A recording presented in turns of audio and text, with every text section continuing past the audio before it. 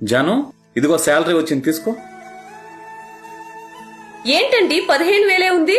అవును, ఈ నెలకు కొంచెం అడ్జస్ట్ చేసుకో. మా నాన్న ఏదో అర్జెంట్ అని ఫోన్ చేస్తే 5,000 ఆయనకి పంపించాను. ఏంటి, ఇంకా మీ అమ్మ నాన్నకి డబ్బులు ఇస్తున్నారా? ఏమైంది ఇప్పుడు నీకు? ఏమైందా? ఊర్లో ఇల్లు పొలం ఉంది కదా, వాళ్ళు కడుపుకు కూడా వాళ్ళు సంపాదించుకోలేరా? వచ్చే పెన్షన్ అంతా వడ్డీకి మారుస్తాడారంట, వాళ్ళకేం తక్కువ? వాళ్ళు వడ్డీకి మారుస్తున్నారని నీకెవరు చెప్పినారు? చెప్పుడు మాటలు విని నోటుకొచ్చినట్లు మాట్లాడొద్దు.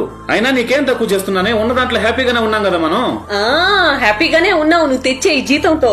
వచ్చే వారం తలకి కిరీటం కొందామనే ప్లాన్ చేస్తున్నాను. ఈ ఎగతాలంతా నా దగ్గర పెట్టుకోవద్దు. ఇదిగో, సంపాదించి మీ అమ్మ నాన్నకి ఇవ్వడానిక పెళ్లి చేసుకున్నారు. ఇంకోసారి ఇస్తే నేను ఒప్పుకోను. నీ కథ ఎలా ఉందో తెలుసా?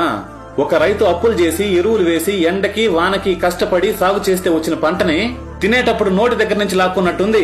నా తల్లిదండ్రులు తిని తినక అప్పులు చేసి కష్టపడి నన్ను చదివించి పెంచి ప్రయోజకుడిని చేస్తే ఇప్పుడు నేను కష్టపడి పెళ్ళాన్ని మాత్రమే చూసుకుంటూ తల్లిదండ్రులను గాలి కుదిలేవాలనా? ఇది నా దగ్గర జరగదు. ఇదే నా నిర్ణయం. నీకిష్టం ఉంటే నాతో ఉండొచ్చు, లేకపోతే వెళ్ళిపోవచ్చు. పెళ్లాం మత్తులో పడి తల్లిదండ్రుల్ని వృద్ధాశ్రమంలో వదిలేకుండా మీ పిల్లలతో సమానంగా చూసుకోండి. మానవ సేవే మాధవ సేవ అనడానికన్నా తల్లిదండ్రుల సేవే గొప్పదంట.